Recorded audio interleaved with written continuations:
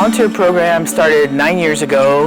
We are a member of Catholic Volunteer Network, and it's to give people an opportunity to discern a life of service, whether it's as a layperson or married or religious. And our vision as Poor Handmaids really is to be catalysts for just transformation in the communities where we find ourselves. And so volunteers have opportunities to work alongside our sisters in various ministries. And that might be Sojourner Truth House or Moon Tree Studios here at our mother house. It can be off campus or on campus, in our greenhouses and so on. There are a variety of opportunities for our volunteers. A lot of our volunteers live in community, and they can serve any time from a week to a year.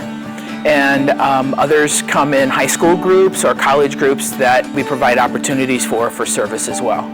We're packing for our food ministry in Plymouth, where we serve about 145 people that live in 2 dilapidated motels in Plymouth. And so we help them not just with food, but sometimes with clothing or rent or whatever we can to help get them off their feet, out of poverty, back working again, and so on.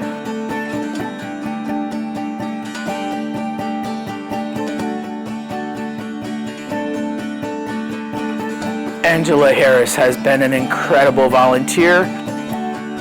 So she basically is running the food ministry for me. I used to do that entirely by myself, but now she does the grocery shopping and keeps track of all of our expenses and receipts.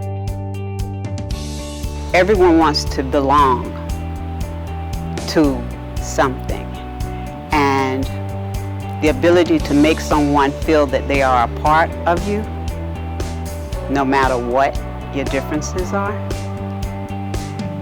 is very impressive for me. To be able to serve in a way that can help give others a step up. I know what it is to not be able to have the food. So I'm on the other side, and just being able to help someone else does something inside of me. I think here I'm doing my role for the hungry. And it touches me to think that we have right here in our own city people that are hungry. You know, we learn to see God in the eyes of others, and even though I don't actually see them personally, their eyes, I know that when Jesus said, when you feed the hungry, you feed me. And so that has enriched me a lot. I feel like I'm really living the gospel message.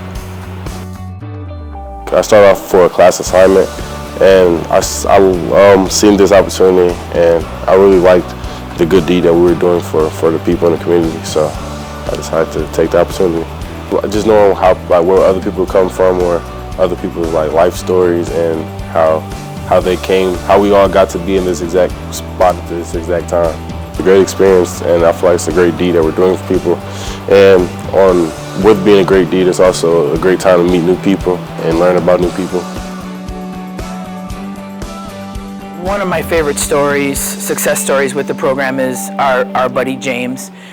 He came to me in January in the middle of winter.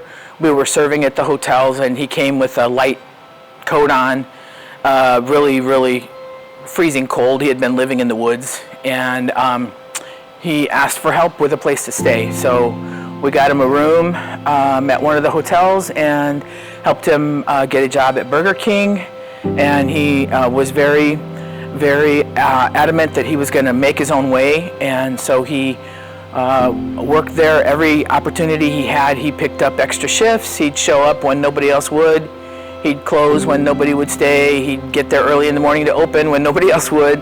And we helped him get on the Indiana HIP insurance and so on and so forth, which was fortunate that we did, because he wound up having throat cancer. And so we were able to help him get to his doctor's appointments, go through chemo, go through radiation.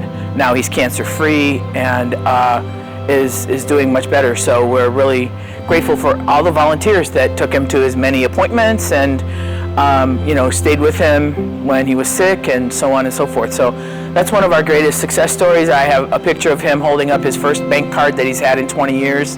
And and now he reaches out and helps other people at the hotels himself. So it's giving back. He's just a really great presence at the hotels. I would also just really ask for anyone that would support our efforts. It really is very essential.